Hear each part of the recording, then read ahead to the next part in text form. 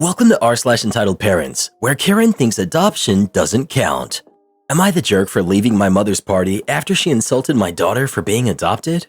I, 36 female, have a stepdaughter who's 14, Anna. Her dad and I got married when she was 2, so I've been in her life for pretty much as long as she can remember, and I've adopted her. I've always considered Anna my real daughter in every way that matters. I love her just as much as my biological kids, and I don't really think of her as a step anything.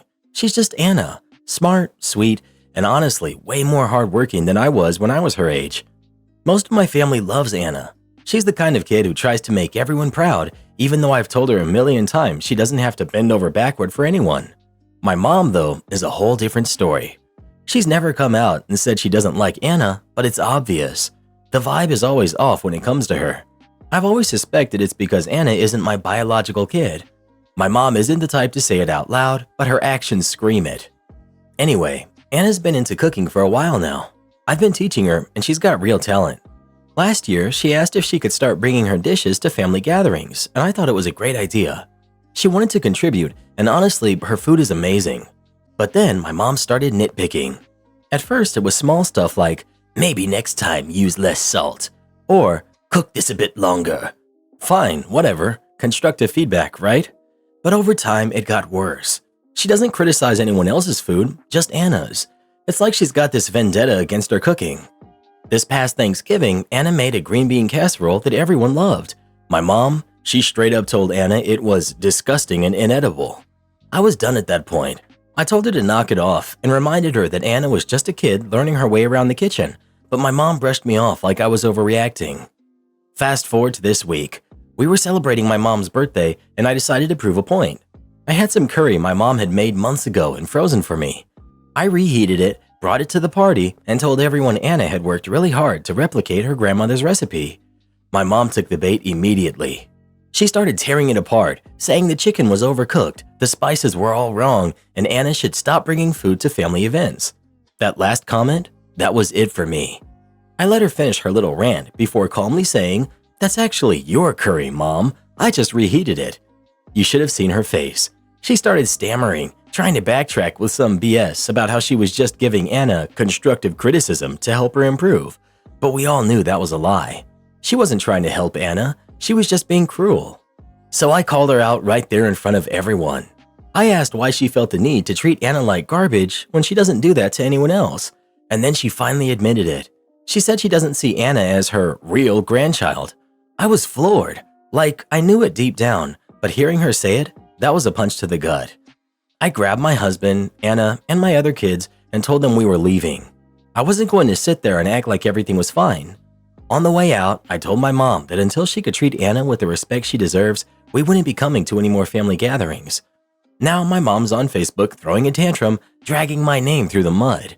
She's saying I ruined her birthday party and destroyed our relationship for someone who's not even my real kid. Most of my family's taking her side, which honestly sucks, but I don't care. My husband's on my side, although he thinks we could have stayed a little longer since I'd already made my point.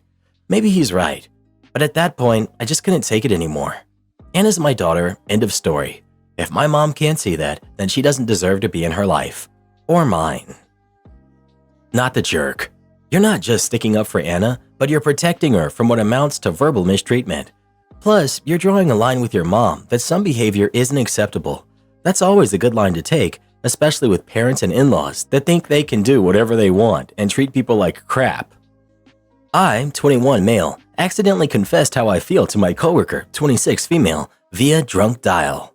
I'm an intern at a law office and she's one of the paralegals. When I first started, I kept to myself like most interns do.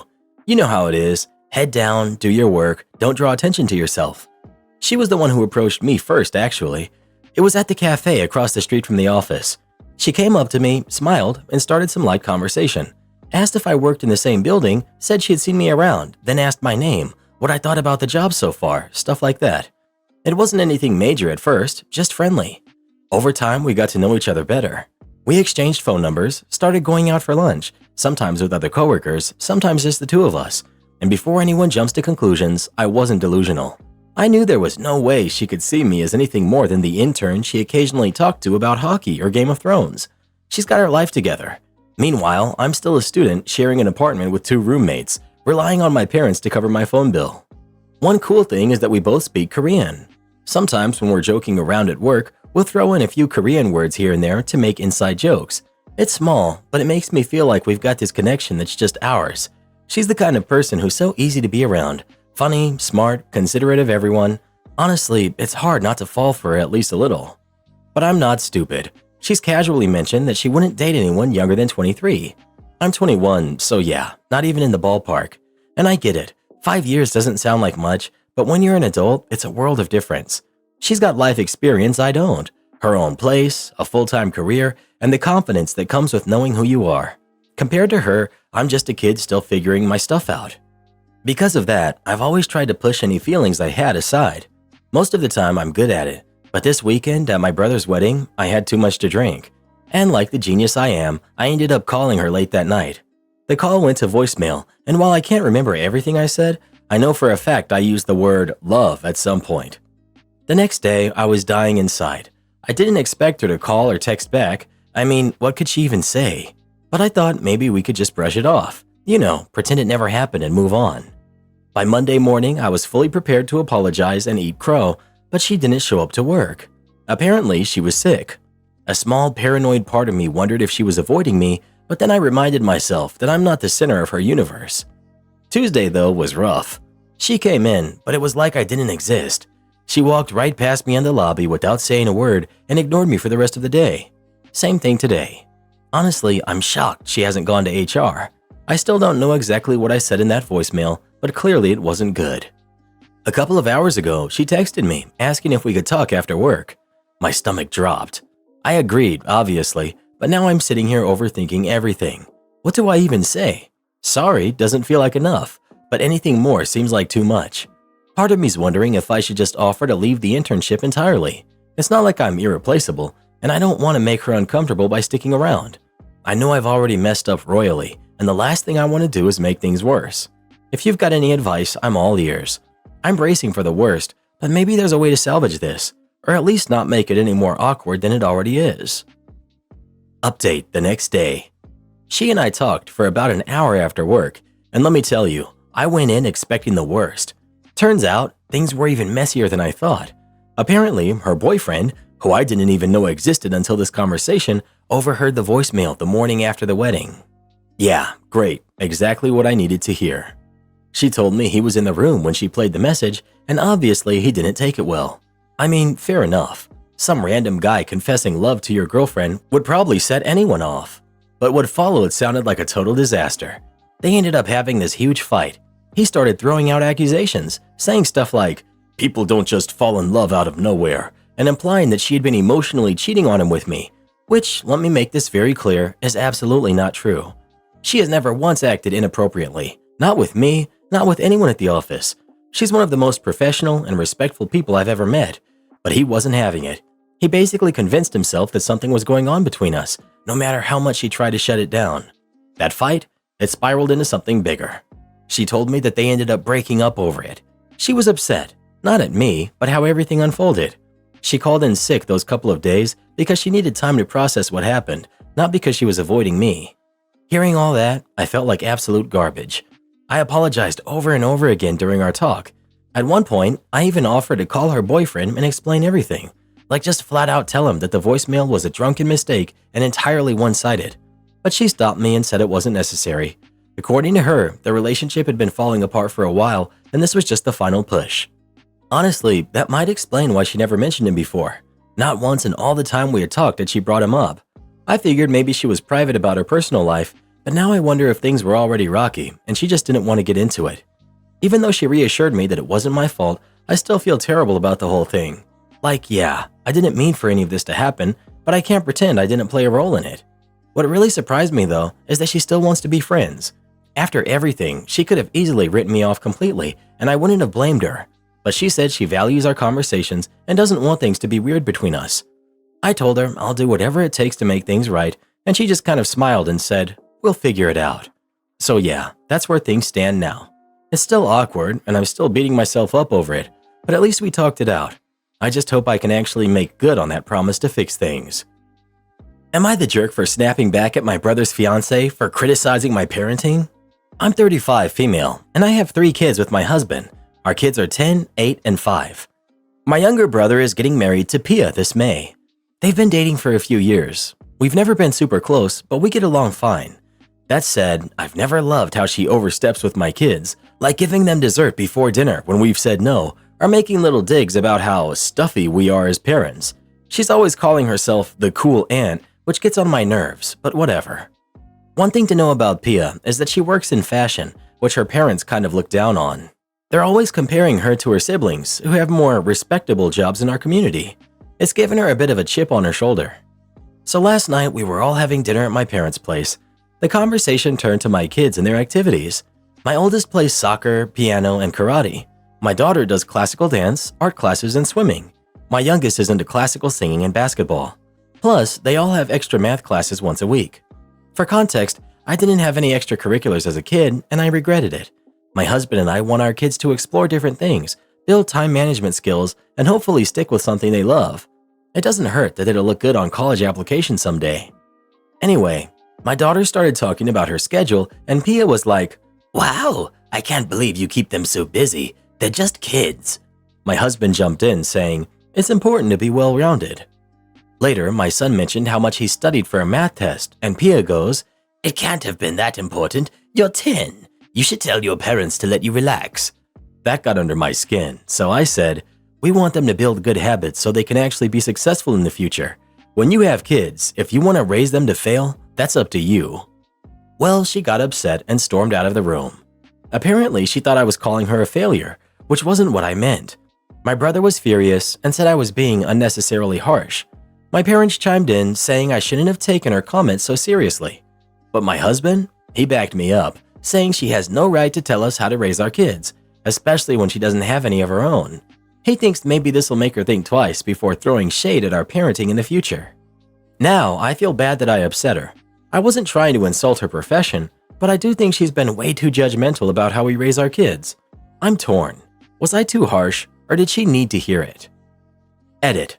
A lot of people are assuming I meant kids who don't do extracurriculars are doomed to fail, but that's not what I meant at all. Pia was criticizing my son for studying for a test, and I was defending the importance of studying. It had nothing to do with the activities. And to clarify, my kids chose their activities and they love them. They've made friends, had fun stories to share, and they know they can quit whenever they want to.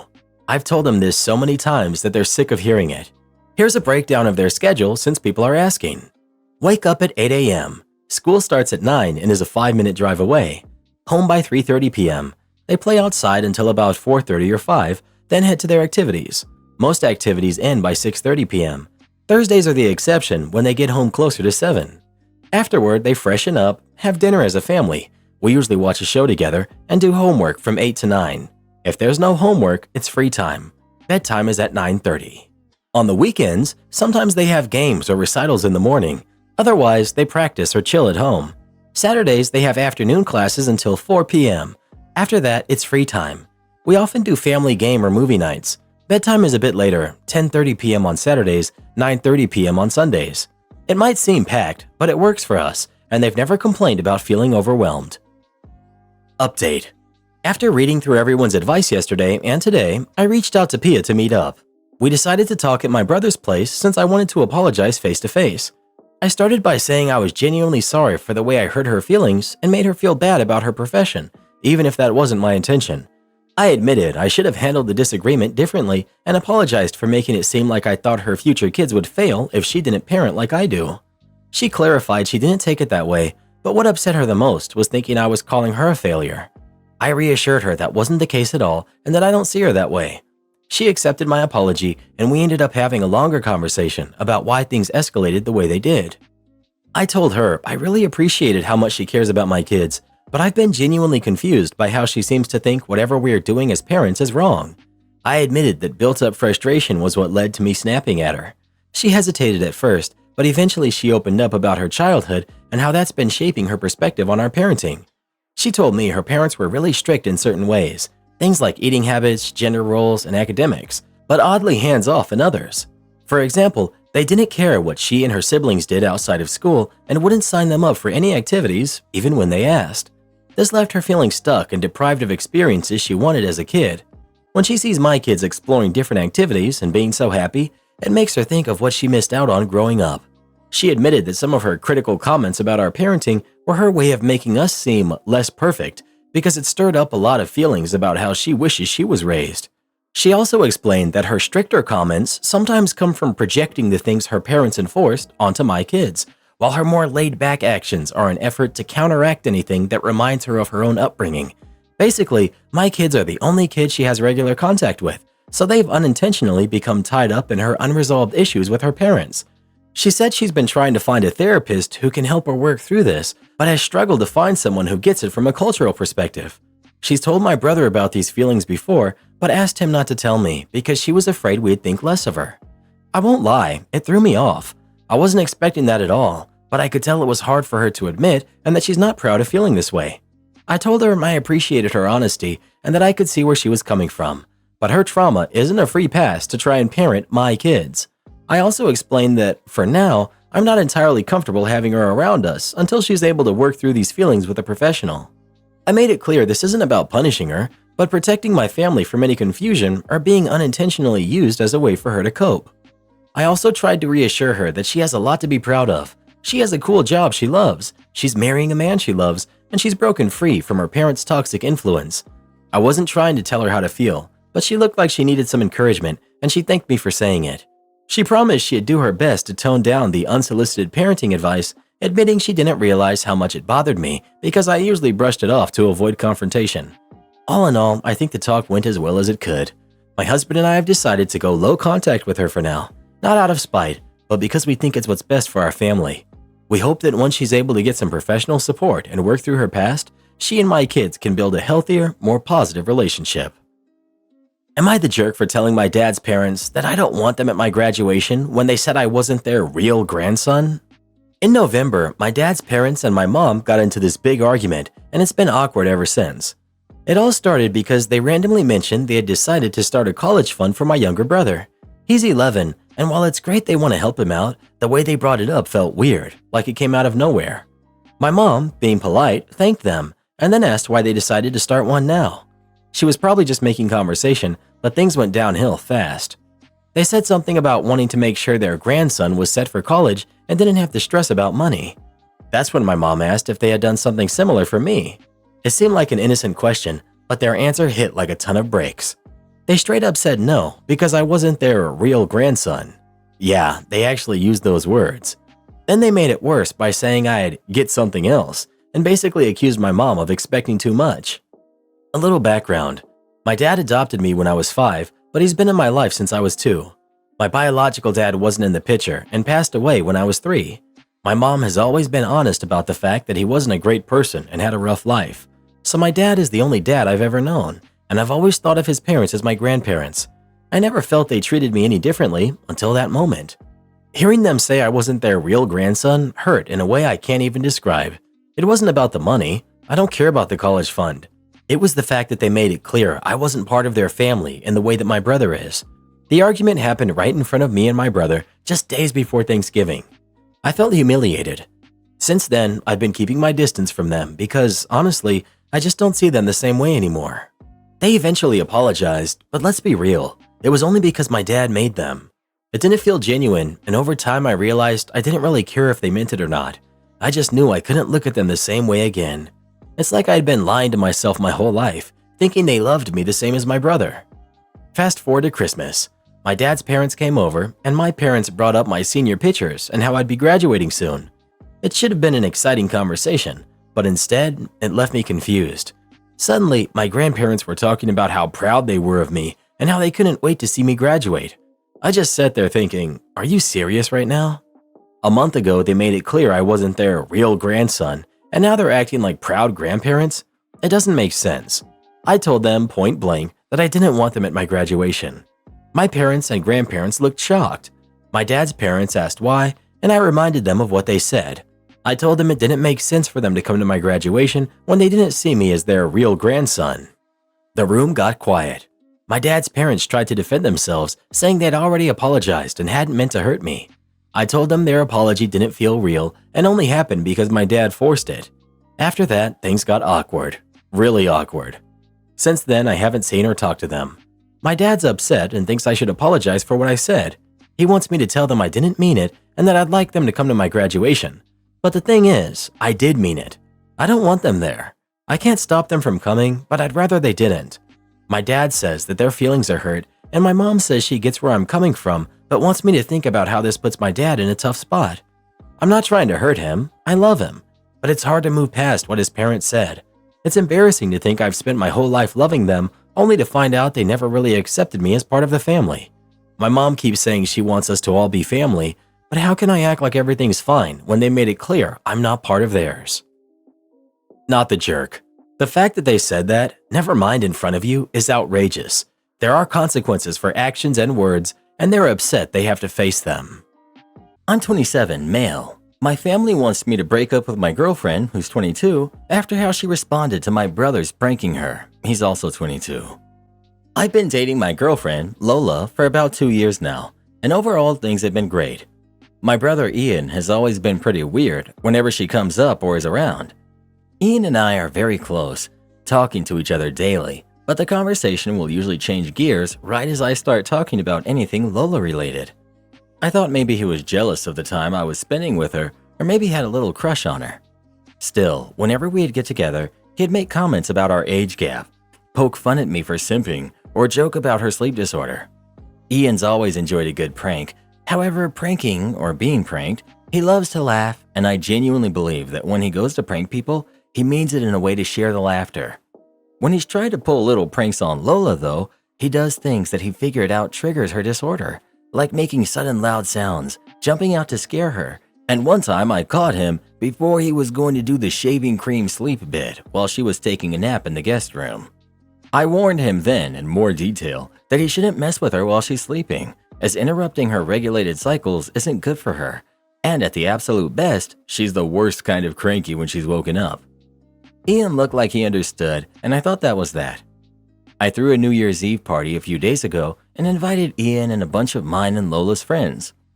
Everyone was having a good time. My watch went off with the alarm that we set up for Lola to take a nap. She went off with a sleepy smile. I kept partying. A while later, we all heard a scream, followed soon after by cursing and something breaking. I panicked as it was from my room where Lola was, and I ran through, nearly kicking the door down, to find she shoved someone down and was yelling at them. I looked to see who it was and saw a spider mask that I unfortunately recognized as Ian's from years ago. I saw him scrambling to get away, but she only stopped when 3 of her friends pushed past to pull her up and check her before she ultimately passed out in their arms. Ian scrambled off the floor and ripped the mask off, revealing the work she had managed to do in the time it took for us to react. He started bawling, telling me that she was crazy, that he only wanted to make sure she wasn't going to sleep through the ball drop. At this point, everyone started yelling. Ian looked terrified and kept repeating that she was crazy and that I shouldn't be with someone who could do that to her boyfriend's brother. Some of my guys were yelling that if she did it to him, she could do it to me. All of her friends were screaming about how he should have known to leave her alone if she was sleeping and that he was creepy. Ian ended up calling our mom to tell him that Lola had hurt him, and she's furious. Lola's friends ended up carrying her out against my protests, and my friends were nearly split down the middle.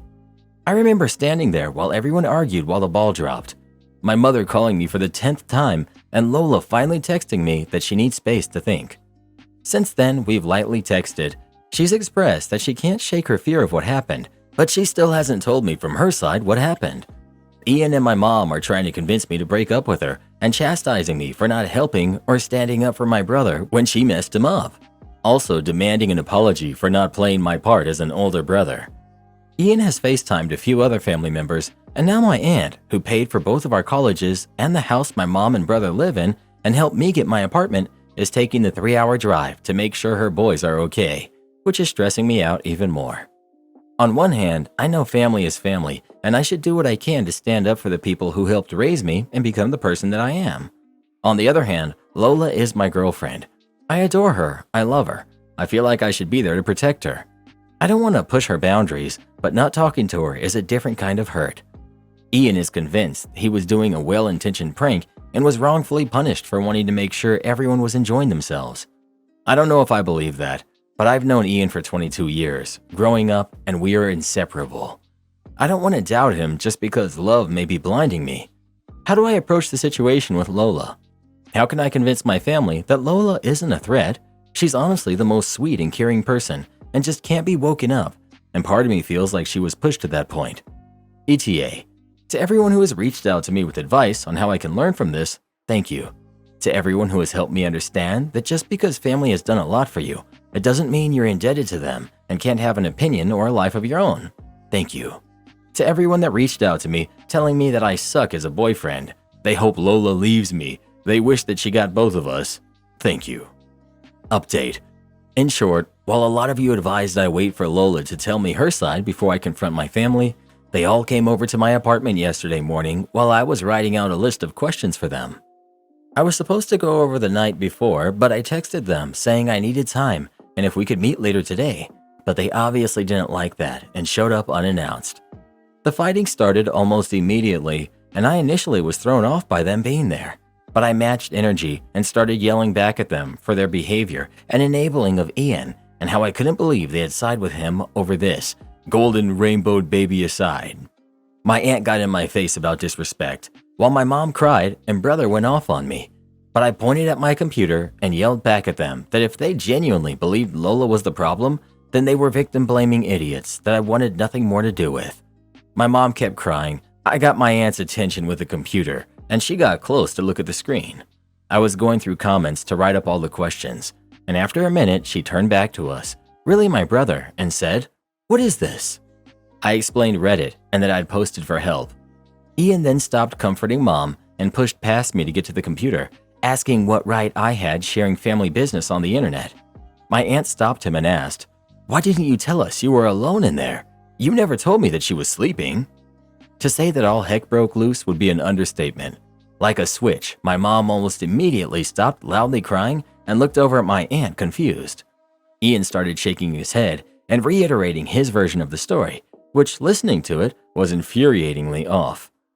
I'd figured out that not only did he tell mom and our extended family a version of the story in which Lola was all too violent with him when he jumped from behind a door to give her a little spook, but he left out the details that put him in any bad light. I started yelling again, calling him a liar, but he started crying and called me a liar who was just trying to lie for my girlfriend. At the sight of my brother crying, my mom pleaded with us to stop. My aunt scrolled more on the screen. It felt like both a minute and forever that we were yelling in each other's faces about how the night had gone, how I felt he always used his tears to get his way, him yelling at me about how ungrateful I always was, etc. Unfortunately, I forgot where we were and didn't keep the volume down at all, and sometime later there was a knock at the door. I didn't know who it could be. Some dumb part of me hoped Lola, though I knew it wasn't. It was two officers answering to a noise complaint from one of the neighbors. Feeling stupid, I plainly explained that we were all okay and just having a heated argument, but that no one was in danger. I did let them look around and talk to my mom and brother, but my aunt spoke up when it looked like they were just going to give us a warning.